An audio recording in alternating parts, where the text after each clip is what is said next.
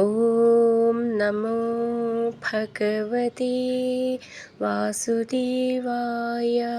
ഹരിമുരളീരവത്തിലേക്ക് എല്ലാവർക്കും സ്വാഗതം.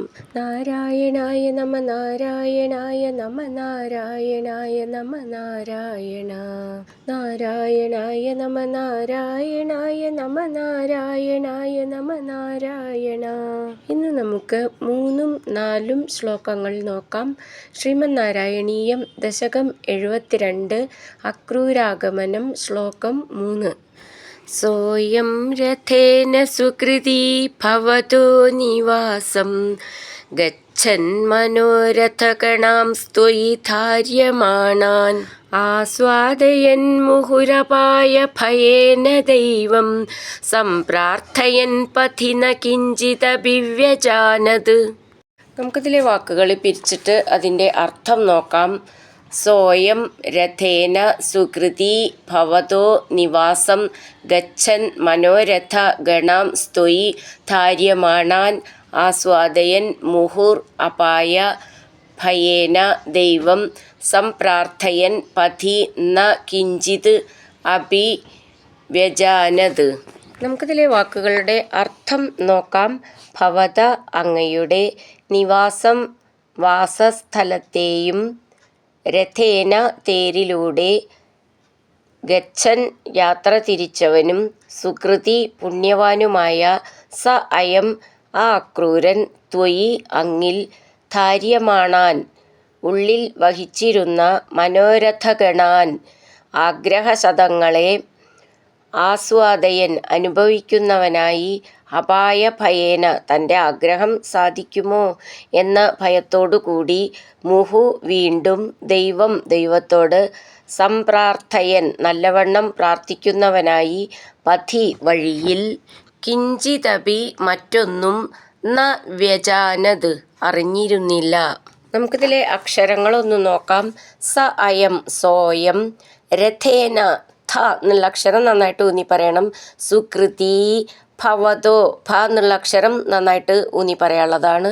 നിവാസം ഗച്ഛൻ അച്ഛൻ എന്നൊക്കെ ഉള്ളതിലത്തെ ഛ എന്നാണ് നന്നായിട്ട് ഊന്നി പറയണം.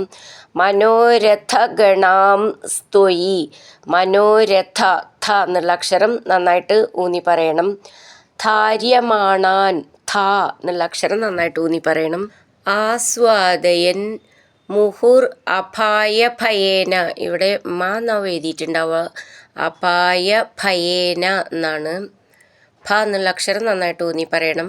ദൈവം സംപ്രാർത്ഥയൻ, ഥ എന്നുള്ള അക്ഷരം നന്നായിട്ട് ഊന്നി പറയണം. പഥി ഥി എന്നുള്ള അക്ഷരം ഊന്നി പറയാനുള്ളതാണ്.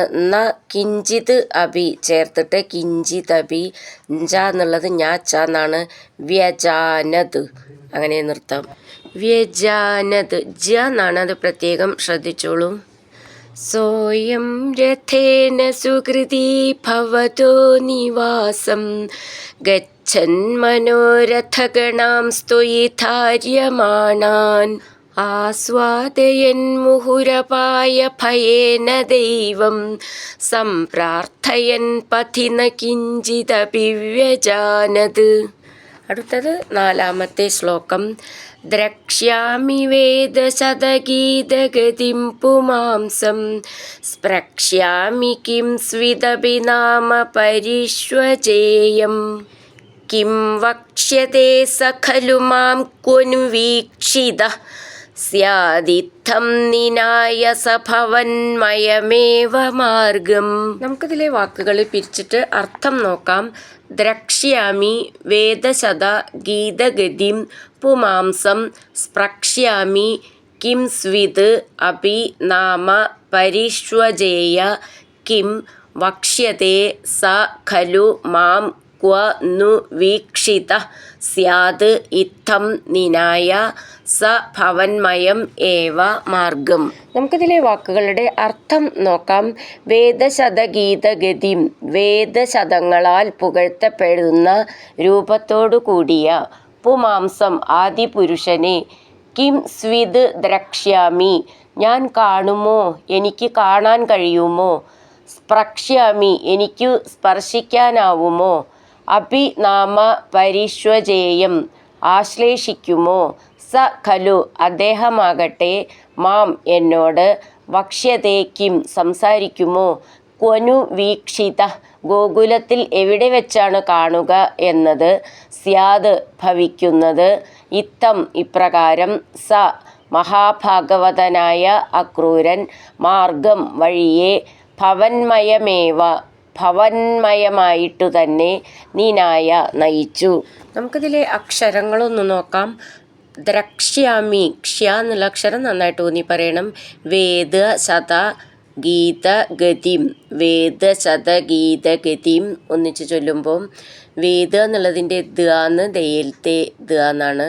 പുമാംസം സ്പ്രക്ഷ്യാമി സ്പ്രക്ഷ്യാമി ഇവിടെ അതേപോലെ ക്ഷ്യ എന്നുള്ള അക്ഷരം നന്നായിട്ട് ഊന്നി പറയണം. കിം സ്വിത് അപി ചേർത്തിട്ട് കിം സ്വിതപി നാമ പരിഷ്വജേയം ശ്വ നവള ചിഹ്നം ശ്രദ്ധിച്ചോളൂ. ജ എന്നാണ് പരിഷ്വജേയം. കിം വക്ഷ്യതേ ഇവിടെ അതേപോലെ ക്ഷ്യ എന്നുള്ള അക്ഷരം നന്നായിട്ട് ഊന്നി പറയാനുള്ളതാണ്. സ ഖലു ഖ എന്നുള്ള അക്ഷരം ഊന്നി പറയണം. മാം ക്വനു ക്വ നവള ചിഹ്നം ശ്രദ്ധിച്ചോളൂ. വീക്ഷിത അതേപോലെ ക്ഷീന്ന് ഇവിടെയും നന്നായിട്ട് ഊന്നി പറയാനുള്ളതാണ്. അവിടെ വിസർഗമുണ്ട് വീക്ഷിത. സ്യാദ് ഇത്തം ചേർത്ത് ചൊല്ലുമ്പോൾ സ്യാദിത്തം ഥം എന്നുള്ള അക്ഷരം നന്നായിട്ട് ഊന്നി പറയണം. നീനായ ആ വാക്കൊന്ന് ശ്രദ്ധിച്ചോളൂ. നമ്മൾ മുന്നേയും പഠിച്ചതാണ്. അടുത്തടുത്ത് ഈ അക്ഷരങ്ങൾ വരുമ്പോൾ ഫസ്റ്റിൽ വരുമ്പം ഒരു വാക്കിൻ്റെ ഫസ്റ്റിൽ വരുമ്പോൾ അത് നാന്ന് ഉച്ചരിക്കണം. അടുത്ത് വരുന്നതൊക്കെ നാന്നും അങ്ങനെയാണ് ഉച്ചരിക്കേണ്ടത്. ഇതിൽ നീനായ അങ്ങനെയാണ് ഉച്ചരിക്കേണ്ടത്. നായ എന്നൊന്നും ആയിപ്പോരുത്. നീനായ സ ഭവന്മയമേവ മാർഗം ഭ എന്നുള്ള അക്ഷരം നന്നായിട്ട് ഊന്നി പറയാനുള്ളതാണ്. ദ്രക്ഷ്യാമി വേദശതഗീതഗതിം പുമാംസം സ്പ്രക്ഷ്യാമി കിം സ്വിതപി നാമ പരിഷ്വജേയം കിം വക്ഷ്യത്തെ സ ഖലു മാം ക്വനു വീക്ഷിത സ്യാദിത്തം നിനായ സ ഭവന്മയമേവ മാർഗം. ഹരിനാരായണ ഗോവിന്ദ ജയ നാരായണ ഗോവിന്ദ ഹരിനാരായണ ജയ നാരായണ ഗോവിന്ദ ഗോവിന്ദ ഗോവിന്ദ.